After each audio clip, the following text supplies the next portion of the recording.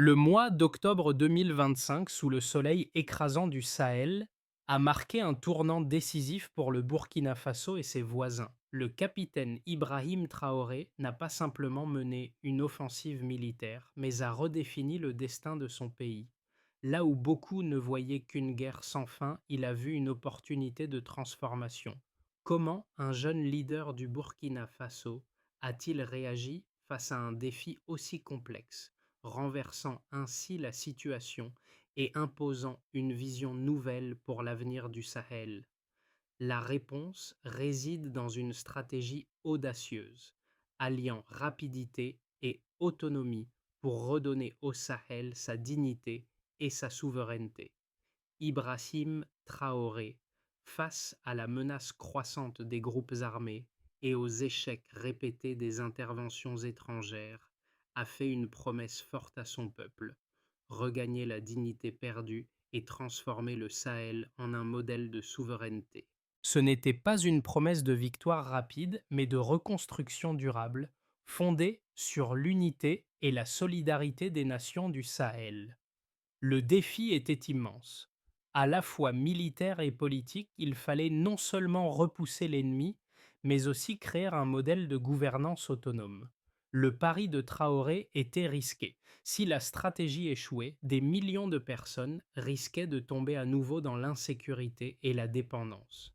Mais si elle réussissait, le Sahel pourrait revendiquer sa souveraineté, non seulement sur le plan militaire, mais aussi dans les domaines économiques et sociaux.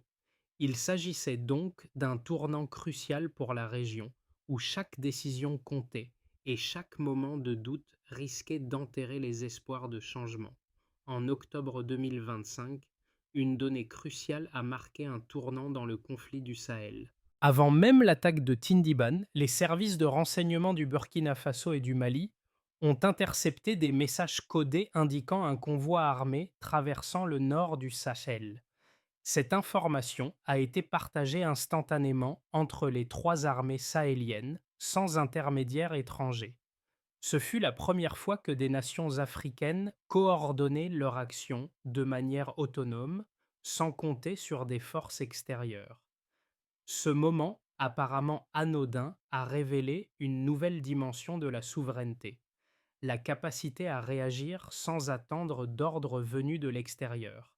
Cette coopération, menée à une vitesse impressionnante, a permis à Ibrahim Traoré de déclencher une opération militaire sur des bases totalement nouvelles où la réactivité et la précision étaient primordiales. Le contexte de cette opération se fonde sur une longue histoire de dépendance vis-à-vis des puissances étrangères, dont les interventions militaires ont échoué à apporter une paix durable.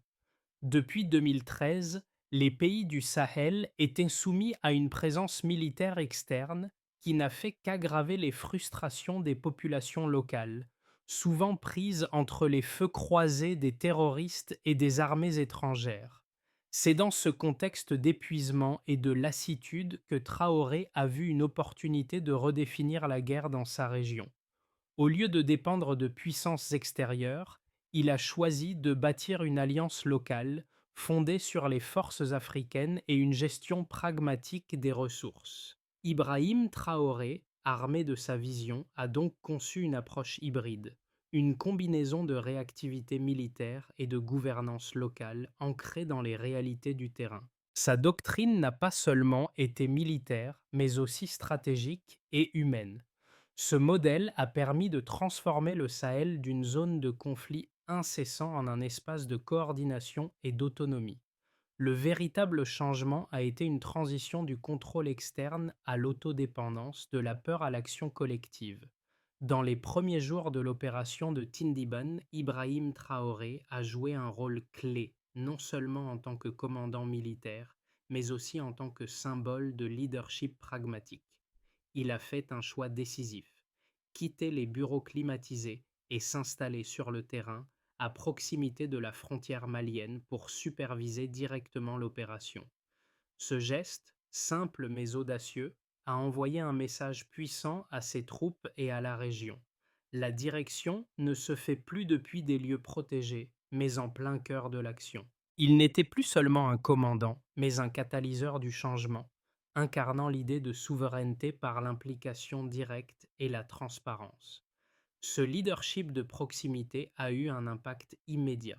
En quelques jours, la coordination entre les armées burkinabées, maliennes et nigériennes a été renforcée, non seulement grâce à une meilleure circulation des informations, mais aussi par un sens du devoir commun. Traoré a compris que la clé de la victoire résidait dans la confiance non seulement entre les armées, mais aussi entre les militaires et les populations locales. C'est pourquoi des décisions ont été prises de manière collective avec des consultations régulières entre officiers et civils pour s'assurer que la sécurité ne se dissocie jamais des besoins quotidiens des habitants. L'impact de cette approche s'est fait sentir très rapidement. Dans les villages, les militaires sahéliens ont commencé à escorter les convois de ravitaillement, rétablissant une circulation normale après des années d'interruption. Les habitants, souvent éloignés des décisions politiques, ont commencé à voir un changement tangible. Ce fut une première victoire psychologique. Les gens ont commencé à croire en leur propre capacité à prendre en main leur destin, renforçant ainsi la légitimité du leadership de Traoré. L'opération de Tindiban a été un modèle d'efficacité et de coordination marqué par des décisions rapides et des actions stratégiques qui ont bouleversé la dynamique du conflit dans la région. Le 15 octobre 2025, après l'interception des messages codés, Ibrahim Traoré a donné l'ordre d'engager l'opération. En quelques heures, les forces du Burkina Faso, du Mali et du Niger étaient prêtes à entrer en action. L'objectif était clair, neutraliser les groupes armés terroristes qui semaient la terreur dans la région du Sahel, tout en envoyant un message fort à l'ensemble du continent africain. Le Sahel pouvait se défendre seul. Les premières salves ont été tirées par les forces burkinabées, éclairées par des informations en temps réel transmises par les drones maliens. Ce début rapide de l'offensive a été une démonstration impressionnante de la rapidité avec laquelle ces trois armées pouvaient se coordonner, bien loin des lenteurs bureaucratiques habituellement associées aux interventions étrangères. La précision des frappes, appuyée par les informations collectées par les drones, a permis de localiser les positions ennemies et d'interrompre leur communication. En moins de 3 heures, les troupes avaient sécurisé le triangle de Tindibon sur 3 axes. La cavalerie légère nigérienne est entrée en action, apportant une mobilité inédite. Leurs motos, silencieuses et rapides, ont déstabilisé l'ennemi qui ne s'attendait pas à une offensive aussi rapide et bien orchestrée. Les cellules terroristes ont été progressivement encerclées, réduites à l'impuissance. Le déploiement stratégique des troupes au sol, combiné à des frappes aériennes précises, a permis de prendre le contrôle des zones clés tout en minimisant les pertes. L'une des caractéristiques remarquables de cette opération a été la prise en compte des besoins des populations civiles tout au long du processus.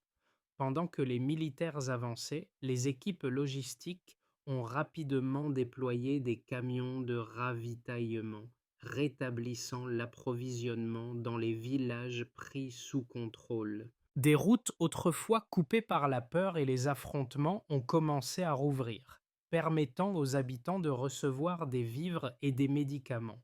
La visibilité de ces actions a renforcé la légitimité de l'opération aux yeux des civils qui ont vu les militaires non pas comme des envahisseurs, mais comme des protecteurs, des agents du changement. Le succès de l'opération Tindiban ne se résume pas uniquement à une victoire militaire.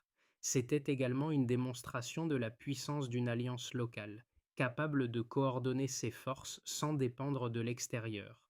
Ce modèle de coopération, qui reposait sur une coordination fluide des informations et des ressources, a permis de réaliser un objectif majeur: prouver que le Sahel, sans l'intervention étrangère, pouvait se défendre seul et prendre en main son avenir. Cette réussite a galvanisé les espoirs de toute une région, montrant que l'autonomie, loin d'être un rêve lointain, était désormais une réalité à portée de main. Mais cette victoire n'était que le début.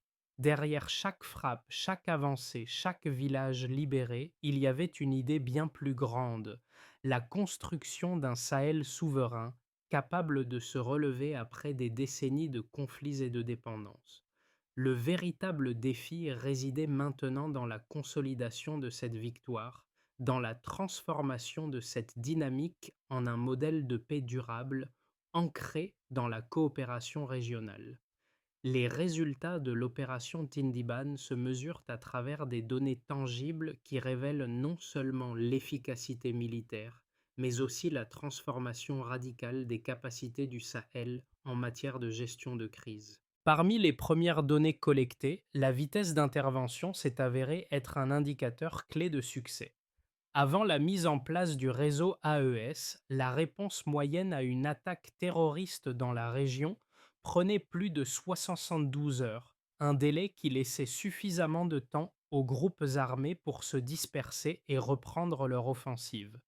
Lors de l'opération Tindiban, ce délai a été réduit à moins de 6 heures, une diminution impressionnante de 91%, qui a non seulement permis de neutraliser les terroristes sur le terrain, mais a également bouleversé la perception du temps de décision dans la région. Cette rapidité de réponse a été rendue possible grâce à l'utilisation d'une technologie locale, notamment des drones de surveillance et des centres de coordination interarmés, qui ont fonctionné en temps réel pour fournir des informations cruciales à chaque étape de l'opération. Un autre indicateur clé a été le taux de défaillance des logistiques, qui a atteint un niveau exceptionnellement bas, moins de 2%. Ce chiffre montre que l'axe logistique de l'opération, reliant les armées du Burkina Faso, du Mali et du Niger, a été presque entièrement autonome, sans aucune dépendance aux fournisseurs extérieurs. Cela a non seulement réduit les coûts, mais a aussi renforcé l'autonomie de la région dans la gestion de ses ressources. La perception civile de l'opération a également été un élément clé de sa réussite. Selon les enquêtes menées après l'opération, 34% des habitants des zones libérées ont exprimé un regain de confiance dans leurs forces armées nationales, un taux sans précédent dans une région où la méfiance à l'égard des armées étrangères et nationales était courante. Ce chiffre est révélateur d'un changement psychologique majeur, passant de la résignation à l'espoir. Les populations locales ont commencé à percevoir les forces sahéliennes non plus comme des soldats étrangers, mais comme des acteurs du changement et de la reconstruction, capables de prendre en main leur propre sécurité et leur avenir. Une autre donnée marquante a été l'impact direct de l'opération sur l'économie locale. Le rétablissement des corridors commerciaux, essentiels à la survie des villages sahéliens, a entraîné une augmentation de 27% du trafic transsaharien entre octobre 2025 et mars 2026. Cette reprise commerciale a permis non seulement de rétablir les échanges de biens de première nécessité, mais aussi de renforcer la confiance entre les pays du Sahel, qui ont démontré leur capacité à sécuriser leurs propres routes commerciales sans recourir à une aide extérieure. Enfin, un des plus grands succès de l'opération a été l'absence totale de pertes humaines côté sahélien. Dans une région où les pertes en vies humaines sont souvent massives, cette réussite a été perçue comme un miracle. Ibrahim Traoré, interrogé par les médias après l'opération, a souligné que cette victoire ne venait pas du hasard, mais d'une préparation minutieuse, d'une coordination parfaite et d'un respect profond pour chaque vie africaine. Les données chiffrées qui en résultent ne sont pas seulement des statistiques, mais des preuves concrètes d'une nouvelle ère de gouvernance et de sécurité pour le Sahel. L'opération Tindiban a fait l'objet de nombreuses critiques, en particulier de la part de certains observateurs occidentaux, qui estiment que cette victoire n'était qu'un effet de surprise, une exception plutôt qu'une norme. Ces critiques soulignent que la stratégie de Ibrahim Traoré pourrait être difficile à reproduire à long terme en raison de la volatilité des groupes armés et du manque de ressources donc stables dans la région. Ils suggèrent également que cette autonomie régionale pourrait entraîner une centralisation du pouvoir qui risquerait de fragiliser la gouvernance locale. Cependant, ces critiques ne tiennent pas compte de plusieurs éléments essentiels qui montrent pourquoi Tindiban pourrait bien marquer un tournant durable pour le Sahel. D'abord, la structure décentralisée du réseau AES, qui repose sur des centres de commandement interconnectés et une gestion de crise basée sur le terrain, constitue une véritable garantie de flexibilité. Contrairement à de nombreuses opérations extérieures qui dépendent de décisions prises dans des centres de commandement lointains, l'AES permet aux unités locales de prendre des décisions en temps réel, ce qui confère un avantage stratégique majeur face à des ennemis en constante mouvance. Cette flexibilité héritée du terrain a été l'un des principaux facteurs du succès et elle assure la durabilité de ce modèle. En effet, tant que cette structure décentralisée est maintenue et soutenue, le Sahel pourra réagir rapidement à toute nouvelle menace, sans être paralysé par la lenteur administrative ou la dépendance à des ressources extérieures. Ensuite, bien que le manque de ressources financières soit un défi majeur, il a également stimulé l'innovation dans la région. Les militaires et les ingénieurs sahéliens ont trouvé des solutions créatives, comme l'utilisation de drones civils pour la cartographie militaire ou la réutilisation de matériel existant pour soutenir les opérations. Cette ingénierie frugale a non seulement permis de réduire les coûts, mais a aussi donné au Sahel un avantage concurrentiel en termes de résilience et d'indépendance. Ces innovations, qui sont désormais des atouts stratégiques, montrent que même avec des moyens limités, une région peut s'autosuffire en matière de défense et de sécurité. Enfin, la montée en puissance de la doctrine de Tindiban dans d'autres pays du Sahel et au-delà témoigne de son potentiel de reproduction. Le Ghana, la Guinée et le Tchad, entre autres, ont observé cette opération comme un modèle de coopération sud-sud qui pourrait être étendu à d'autres régions du continent. Cette coopération renforcée au sein du Sahel a permis de surmonter des défis logistiques et militaires qui étaient auparavant perçus comme insurmontables. Ainsi, même si des obstacles demeurent, le modèle de Tindiban offre une feuille de route pour un avenir plus autonome et plus uni pour le Sahel. Le véritable tournant de l'opération Tindiban n'est pas seulement militaire, mais moral. Le succès militaire sur le terrain a été impressionnant, mais l'impact psychologique qu'il a eu sur la région a été tout aussi crucial. En quelques heures, Ibrahim Traoré a prouvé que le Sahel pouvait se défendre seul sans dépendre d'interventions étrangères. La victoire de Tindiban n'a pas seulement marqué la défaite d'un ennemi, mais le début d'un renouveau pour la région, un retour de la confiance dans les capacités locales. Ce changement de perception est l'un des plus grands succès de l'opération. Un indicateur clé de ce changement est la réaction des populations locales. Après des années de souffrance, les villages et les marchés, dévastés par les conflits, ont commencé à se reconstruire. Les familles ont retrouvé l'espoir, les commerces ont rouvert et les jeunes ont vu dans l'action de leurs propres forces armées un modèle à suivre. Ibrahim Traoré n'a pas seulement restauré la sécurité, il a restauré la dignité et l'espoir d'un Sahel uni et souverain. Cette transformation a été visible dès les premières semaines après l'opération, et les retombées positives continuent d'inspirer l'ensemble du continent. Les conséquences de l'opération Tindiban vont bien au-delà du simple cadre militaire. Si l'objectif immédiat était de sécuriser le territoire et de neutraliser les groupes armés, les répercussions à long terme de cette victoire se sont faites sentir dans plusieurs sphères de la société sahélienne. D'abord, l'impact sur la sécurité a été évident. Le modèle de coopération entre le Burkina Faso, du Mali et du Niger a permis de créer une force militaire commune capable de réagir rapidement et efficacement à toute menace. Cela a non seulement réduit la présence des groupes terroristes dans la région, mais a également renforcé la confiance des populations locales dans leurs forces armées. Les villages, qui avaient été auparavant abandonnés et laissés à la merci des bandes armées, ont pu renouer avec la sécurité. Les routes commerciales ont été rétablies, les convois de ravitaillement ont repris et une partie importante de l'économie régionale a été restaurée. En témoigne l'augmentation de 27% du trafic transsaharien entre octobre 2025 et mars 2026, un chiffre qui montre non seulement un retour à la normale, mais aussi une dynamique de croissance économique nouvelle. Sur le plan social, la victoire de Tindiban a permis de restaurer la dignité de la population. Pour la première fois depuis des années, les habitants des zones frontalières ont vu des soldats africains agir seuls, sans la présence d'armées étrangères. Ce changement a été perçu comme un symbole puissant d'autonomie et d'indépendance. Les populations ont commencé à croire que leur destin ne dépendait plus de l'extérieur, mais de leur propre capacité.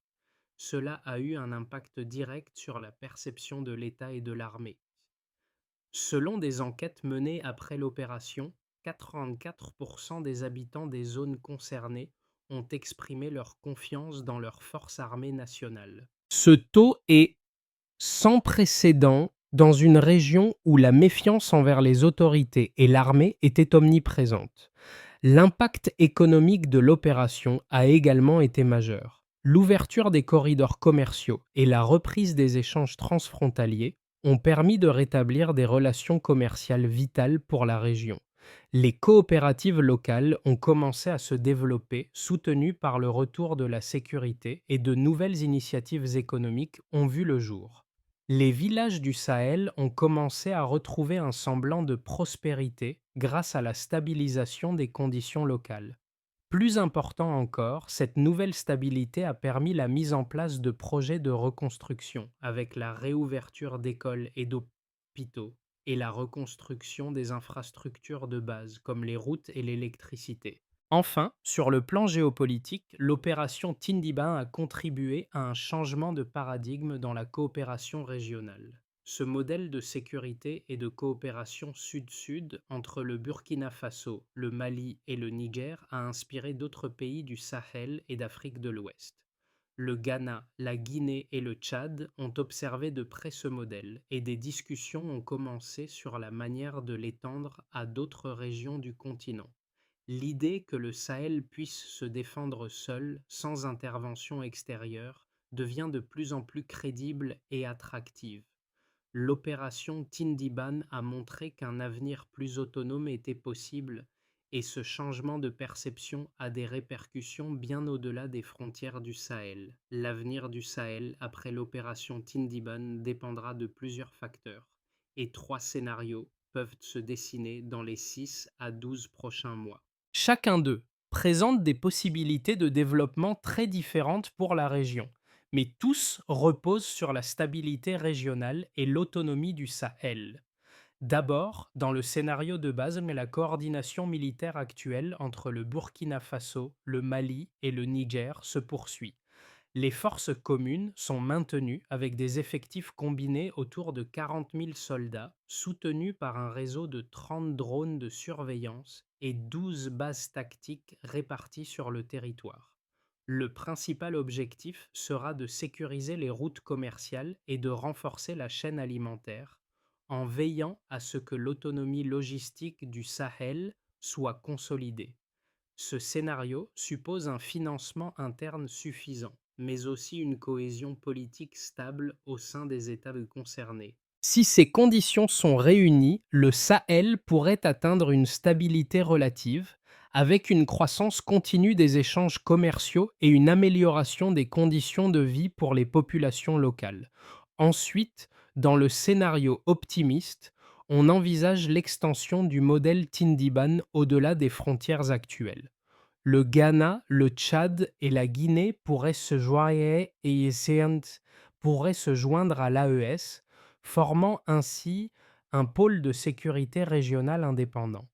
Cette expansion s'accompagnerait de la création de nouveaux corridors commerciaux et d'une coopération accrue entre les pays sahéliens et d'autres États ouest-africains. La croissance économique régionale pourrait dépasser les 4% par an, soutenue par l'ouverture complète des corridors transsahariens.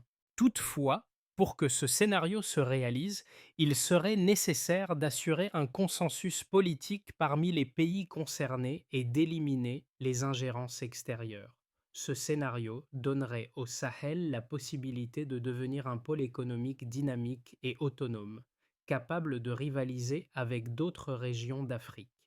Enfin, dans le scénario critique, bien que moins probable, reste un risque réel. Ce scénario envisage des tensions internes entre les pays du Sahel liées à la gouvernance et à la répartition des ressources. La pression économique et les désinformations extérieures pourraient fragiliser la cohésion des États de l'AES, réduisant ainsi l'efficacité de la coordination militaire et des projets de développement.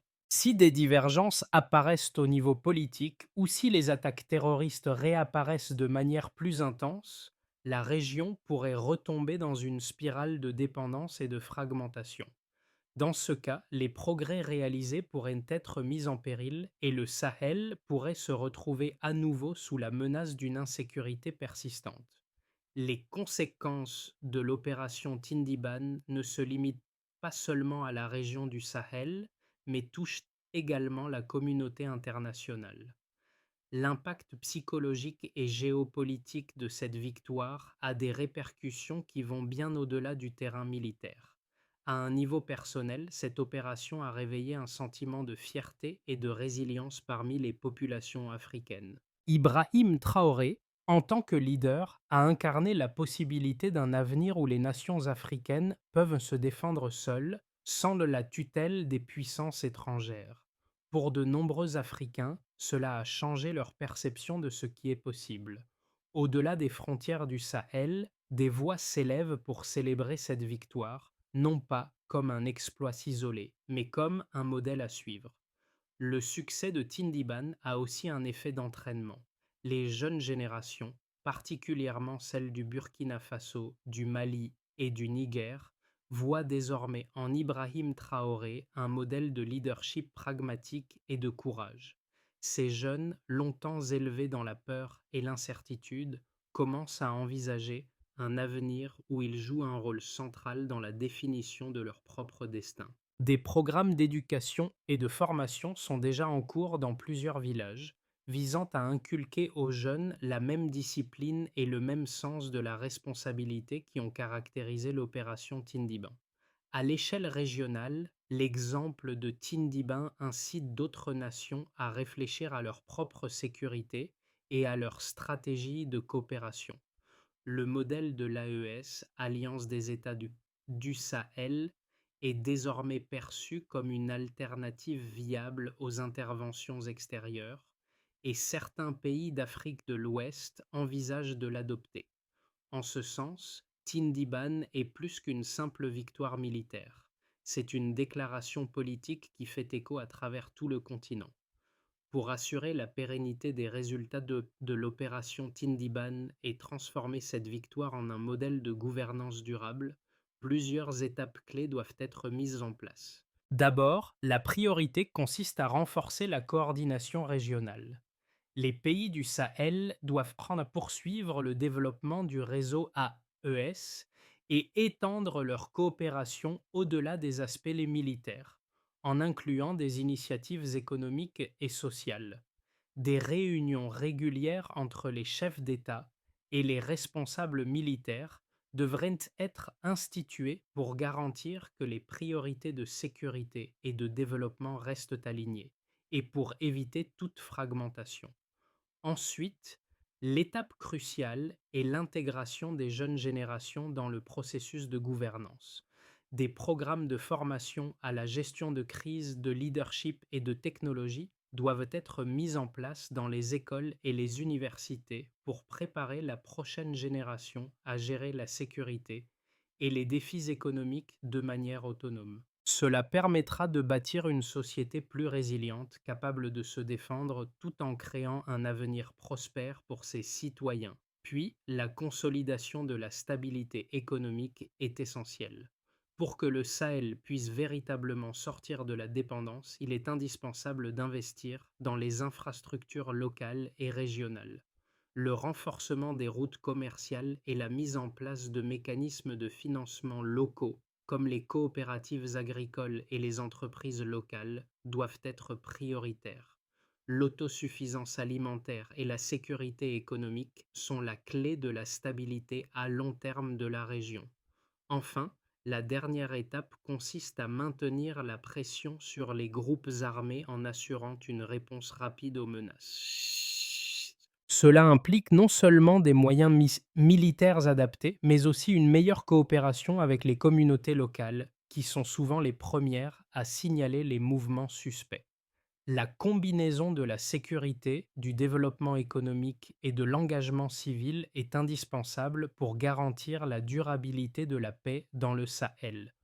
L'opération Tindiban a marqué une transformation profonde pour le Sahel, non seulement sur le plan militaire, mais aussi sur le plan moral et psychologique.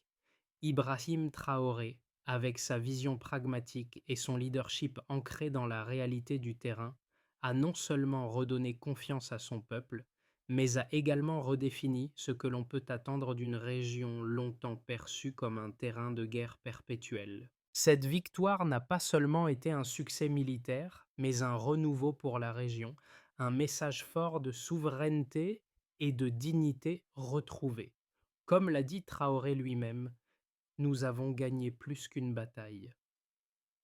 Cette phrase résume parfaitement le sens profond de Tindiban. Il ne s'agissait pas simplement de repousser l'ennemi, mais de prouver au monde que le Sahel pouvait se défendre seul, qu'il pouvait choisir son avenir sans avoir à attendre des solutions extérieures. Ce tournant dans l'histoire du Sahel est désormais une référence, un exemple pour d'autres régions d'Afrique. Tindiban a marqué le début d'une nouvelle ère où chaque pays du Sahel, chaque citoyen devient acteur de son destin. Le Sahel n'est plus un espace délaissé par les grandes puissances étrangères, mais un laboratoire d'innovation, de résilience et de souveraineté. La victoire de Tindiban ne se limite pas au champ de bataille, elle résonne profondément dans les cœurs et les esprits de ceux qui y croient. Ibrahim Traoré a prouvé qu'un avenir meilleur est possible, construit par les mains de ceux qui connaissent le mieux leur terrain, leurs défis et leurs aspirations. Alors que les voix africaines réclament plus de pouvoir décisionnel et plus de responsabilité, le modèle de Tindiban se présente comme un exemple à suivre. En se tournant vers l'avenir, il est essentiel de se rappeler que l'autonomie et la coopération sont les clés pour transformer le Sahel en un pôle de stabilité. C'est en unissant leurs forces à travers une stratégie locale et inclusive que les nations du Sahel pourront s'assurer un avenir prospère et durable. Alors, qu'attendez-vous pour participer à cette révolution silencieuse? L'avenir du Sahel est entre les mains de ceux qui osent croire en un changement durable.